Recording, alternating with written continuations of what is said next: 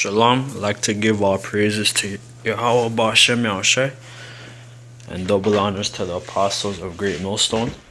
Peace and blessings to the brothers out there doing the works in truth and in sincerity. My name's Costa from GMS Toronto. Today I'm doing a lesson in regards to Mathieu da Costa, which he was, a so-called Moor or a black man.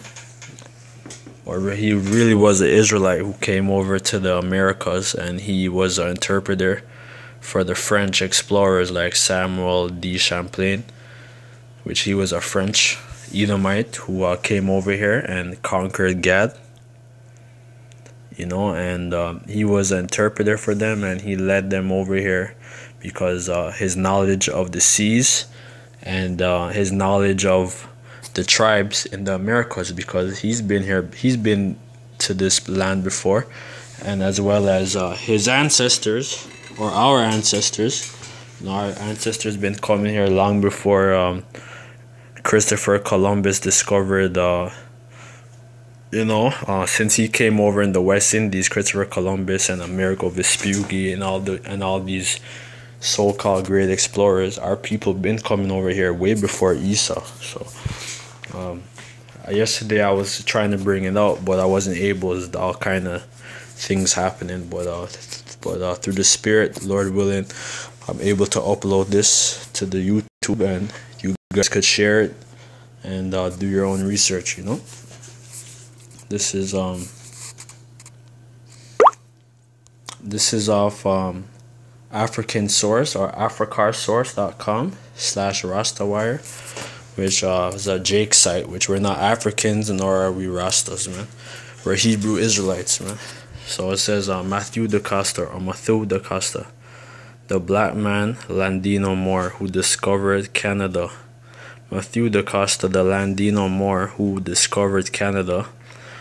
And we say Mathieu da Costa was a black Landino Moorish Jew, which we didn't classify ourselves black back then.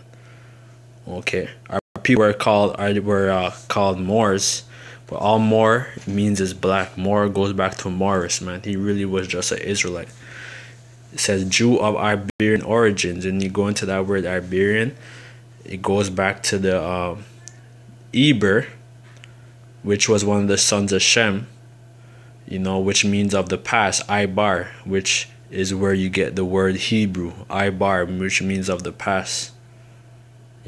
When you go into that, it says he was a Portuguese Moor, and his family had lived in Portugal for at least 600 years as the lords of the land before they were brutally conquered and expelled from Portugal by the barbaric hordes of the Reconquista Gothic Crusaders, which when they refer to the Gothic in this article, they're basically referring to the Edomites, the so-called white man. Under the banner of the papacy of the Vatican, the Moors of Portugal were expelled by 1497 with the edicts of expulsion and the Les de Limpeza de Sang, the laws of cleanness of blood. The laws of cleanness of blood stated that all Moors and Jews had to flee the peninsula, and that any Gothic charioting crusader who aspired to have a middle to high-ranking office in the kingdoms had to prove that he had no Moorish or Jewish ancestry. So our people was forced to flee out of the Iberian Peninsula, Spain and Portugal, and go elsewhere throughout Europe, and some of them, they came over to the Americas, man, and they dwelt amongst Gad, Issachar, amongst the tribes, man, the different tribes. There were Moors amongst them, man, who dwelt amongst them. So our people came over here, as refuge. There were so-called Moors in the land of Jamaica or in the West Indies long before Christopher Columbus came over here, man. So it says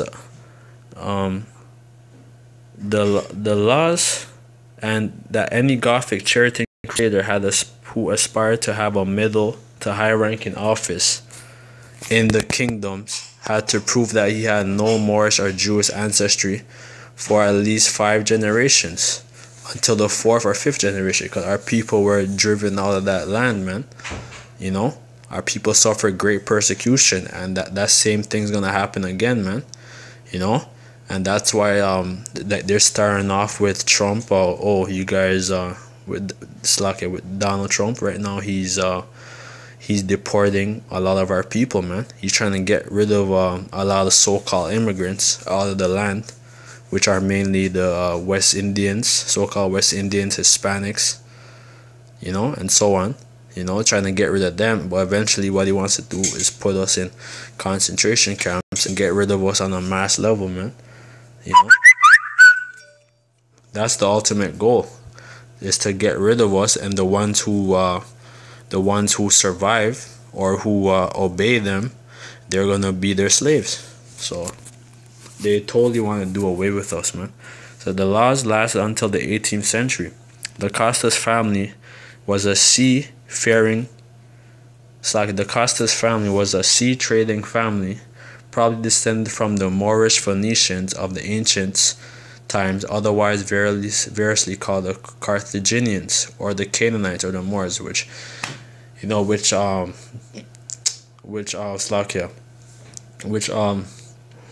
they were not Canaanites, okay, or Phoenicians, man. They were just Hebrews who dwelt in Carthage or so on, man. You know, they weren't no damn Hamites, man.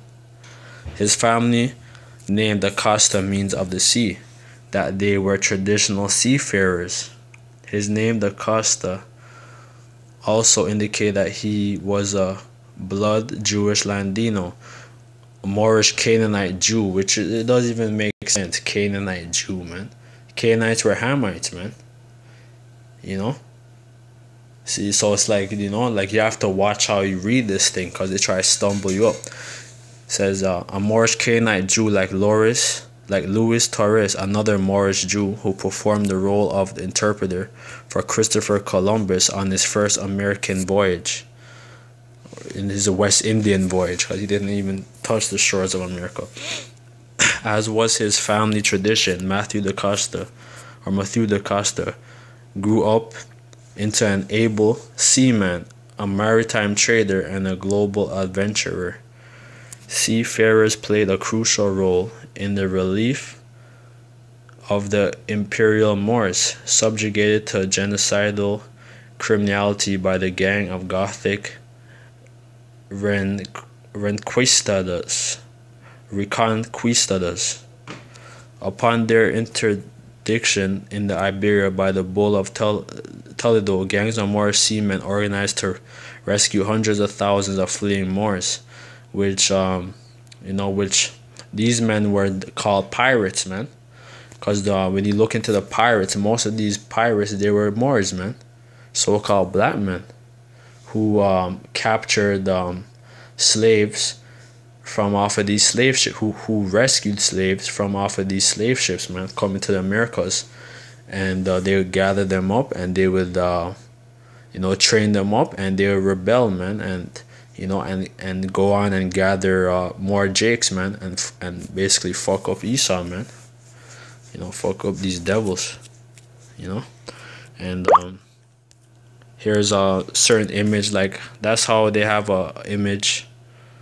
Like this is like some images that they have, like as to what they think you look like, and the Canadian government knows. They say he was the first African or black man to come over to the Americas as a free man, which which is partially true.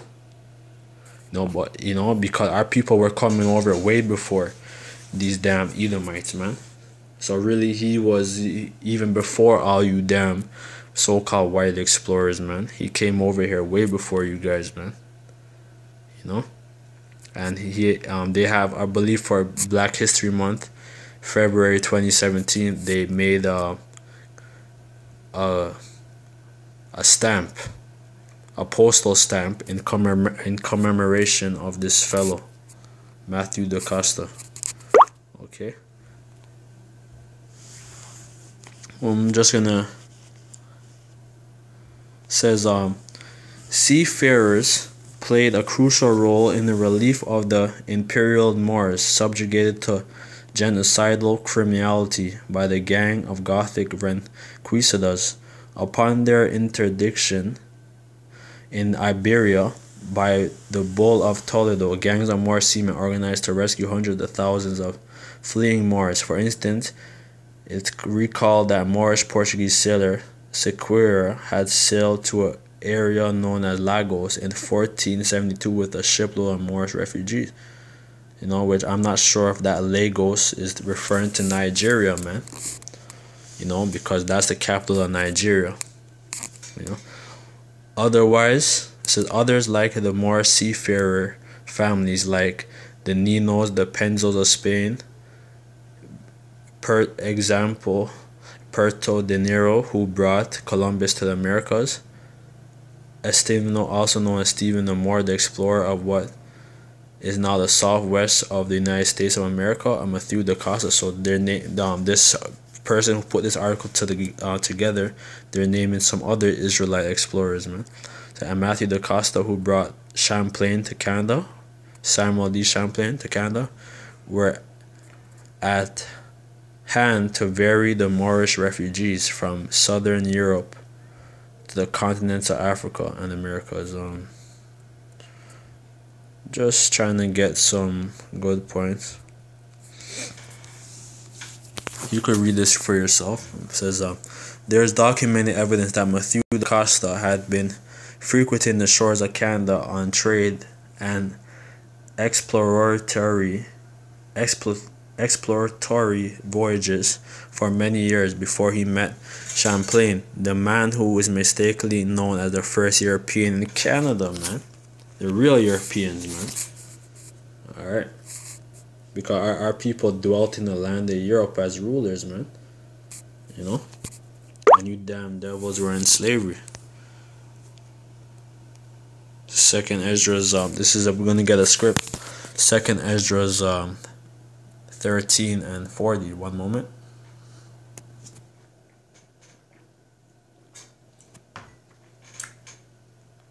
Slakia says, those are the 10 tribes which were carried away prisoners out of their land in the time of Hosea the king, whom Salmanazar the king of Assyria led away captive, and he carried them over the waters, and so came they into another land. Which the time of Hosea the king, or Salmanazar king of Assyria, this was 722 BC, when our people when the Assyrian kingdom ended, basically, and they came over to the Americas, man, because the Assyrians were conquered. So they came over to the Americas, 722 BC. It says, whom Salmanazar the king of Assyria led away captive, and they carried them over the waters, and so came they into another land. But they took this counsel among themselves, that they wouldn't lead them all to the heathen and go forth into a further country where never mankind dwelt, which is here in the Americas, man. Because before the natives, so-called natives, or the Latinos coming over here, the northern kingdom,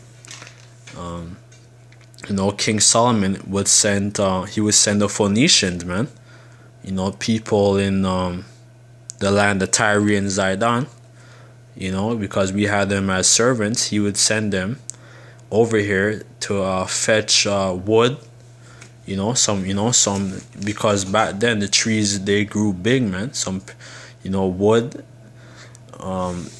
precious minerals, exotic animals, gold, all kind of things, man. And it took them a year and a half to get over there. When you read in Kings, man, it goes into that, where it says that, that they were on sea for a year. It took them basically a year and a half to get to their destination. I'm just paraphrasing. I could get into that another time. But it says, but they took this counsel among themselves, that they would lead the multitude of the heathen and go forth into a further country where never mankind dwelt, that they might keep their statutes which they never kept in their own land. And they entered into the Euphrates by the places of the river, for the Most High showed signs for them and held still the flood till they were passed over. So they went through Euphrates River. Let me just kind of show you guys for you newcomers.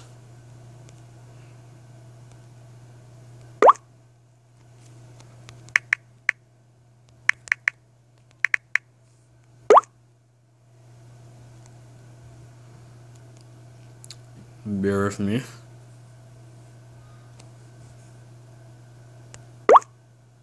Let me go on my Google app and just give you guys a brief overstanding, man.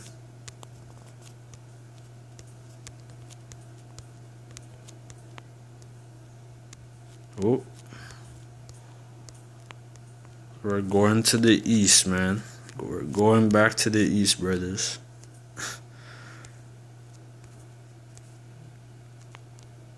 Which I believe this is the Euphrates River right here. Right there. They came through the Persian Gulf and so on. Went around the Horn of Africa to southern Africa and so on. And around here is around here there's some dangerous currents, man. In this region here, so the Most High, he held still that, It took them a year and a half to travel over here, man. Because they didn't have no cruise ship with no motors and stuff. Men had to be rowing, man. Took them a year and a half to come over here. They probably, they probably landed in this region here, and then they branched off, man. And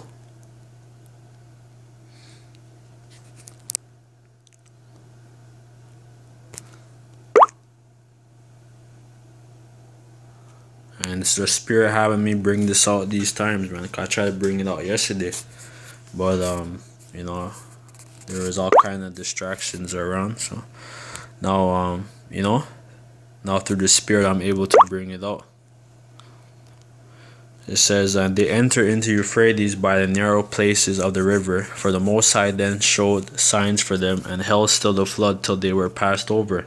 For that the country there was a great way to go, namely of a year and a half. The same region is called Arsarif, which means new land. When you look into that word.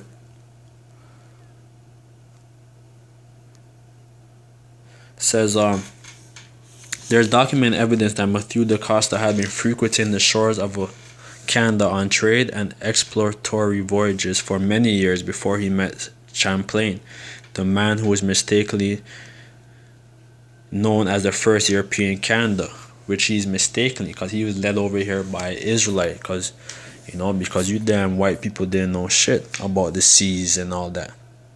Our people had to lead you guys over here, man. And the Most I put the Spirit on you guys to to take us down and to come into power, because it was your time to rule. It was Esau's time to inherit his blessing, man. And that's why you have this rulership now, man. And your rulership's coming to an end, and Jacob is gonna receive his blessing, man, and come back in power where he rightfully belongs, man, through the Spirit of Yahweh, man, and Yahweh Shai, because Yahweh Shai is all about Yahweh and Yahweh Shai, man, and Yahweh Shai is gonna be king, and the elect is his joint heirs, man. So whatever whatever Yahweh Shai is gonna rule over, we're gonna be joint heirs with him, man. Through the grace of Yahweh, man. And you could read more into this. I wanna go into it some more, but if you guys wanna, learn more, you guys do your own research too, man. For you newcomers and certain brothers who might not have known, you guys do your research, man. Alright, but with that, I'd like to say all praises to Yahweh Bashim Yahushai. Double honors to the apostles of Great Millstone. Peace and blessings to the brothers out there doing the works in truth and sincerity. Keep pushing the word, we're right now we're getting to these devils, and they want to do all kind of stuff to us. They can't stop us, because even when you make your move, you know, then the Most High is gonna make His move on you guys, man. You know, you can't stop us. Even if you guys take us down, you guys try to take some of us down. If you kill 100 of us, man, the Most High is gonna raise up 1,000 more, or 10,000 more, man. So it doesn't even matter, man. You can't stop what's coming, man. You know, for you Edomites and you other nations, man. So with that, I'd like to say all praise to Yahweh Shem, man, and Kwame Yashar.